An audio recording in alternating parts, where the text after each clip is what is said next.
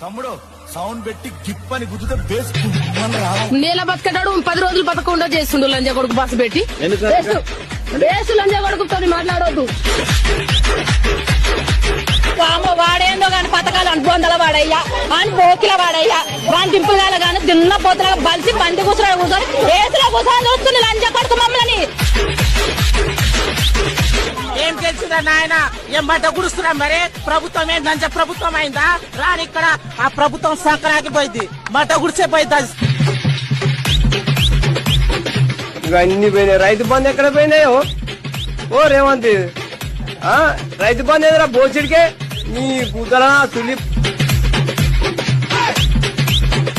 मेरा भूले का कांग्रेस కిలోమీటర్ అమ్మని తగ్గించుకోవాలి ఆ నమ్మ పువ్వులతో అవులా లంచగోడు కాదు సీఎం లేకపోతే బేకార్ లంచగోడు కాడు అమ్మ పువ్వుల తులి మా కష్టం ఏం చేసుకొని వస్తుంటే మొట్టలో ఎమ్మెల్యే నా మొట్టలో సీఎం.